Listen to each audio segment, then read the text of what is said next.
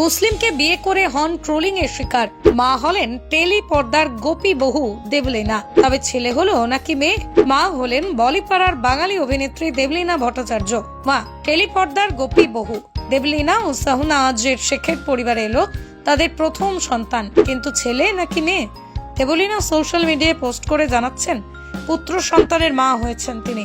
দেবলীনার Instagram post থেকেই জানা যায় 18 ডিসেম্বর পুত্র সন্তানের জন্ম হয়েছেন তিনি। 19 ডিসেম্বর বৃহস্পতিবার দেবলীনা এই খুশির খবর জানাতেই রোমাঞ্চ লাগছে। 18, 12, 24 তারিখ আমাদের পুত্র সন্তান হয়েছে। ধন্যবাদ আনতে দেবলীনা ও শাহনাওয়াজ।